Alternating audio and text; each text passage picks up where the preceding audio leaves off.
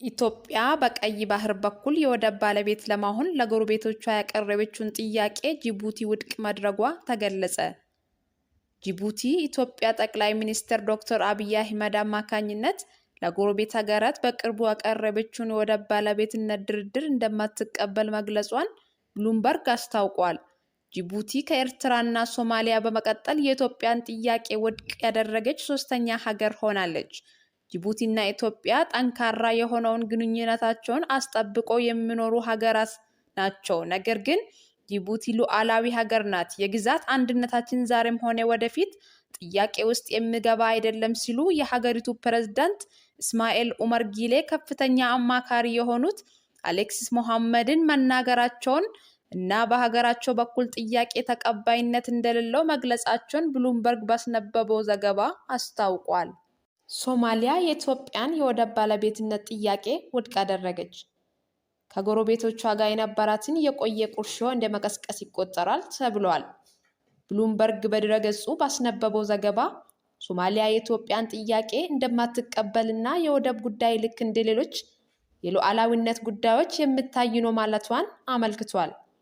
የሶማሊያ ፕሬዝዳንት አማካሪ አብዱራህማን አብዱሸኩር በበኩላቸው በኢትዮጵያ መንግስት ባለስልጣን በኩል በተደጋጋሚ የወደቡ ባለቤትነትን አስመልክቶ የሚሰጡት አስተያየት እንዲሁ ችላ የምንለው አይደለም ሲሉ መግለጻቸውንም ሶማሊ ጋርዲያን በድረገጹ አስነብቧል። መንግስታቸው ሁኔታውን በትኩረት እንዲከታተል ማሳሰባቸውንም አስታውቋል። የቀድሞ የሶማሊያ ውጭ ጉዳይ ሚኒስቴር ዴኤታ የነበሩት ባላል ሙሐመድ ሂራን ድረገጽ ላይ ባሰፈሩት ጽሑፍ ጠቅላይ ሚኒስትር አብይ ዘይላ ወደብን አስመልክቶ የሰጡት አስተያየት በብዙ ጥረት ወደ መልካም ግንኙነት የተመለሰውን የሶማሊያና የኢትዮጵያን ግንኙነት በሚያበላሽ ነው ሲሉ አሳስበዋል።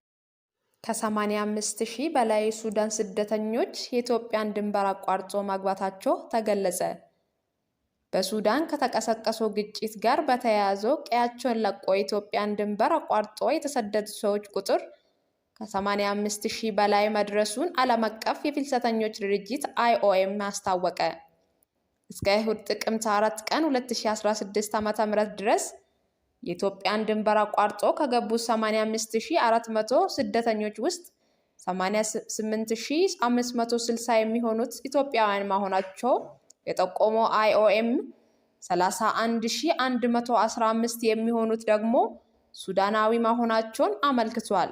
ቀሪዎቹ 15,821 የሚሆኑት ከሶስተኛ ሀገር ዜጎች ሲሆኑ በግጭቱ ሳቢያ ከሱዳን ተሰዶ ኢትዮጵያ የገቡ መሆናቸውን ጠቁሟል።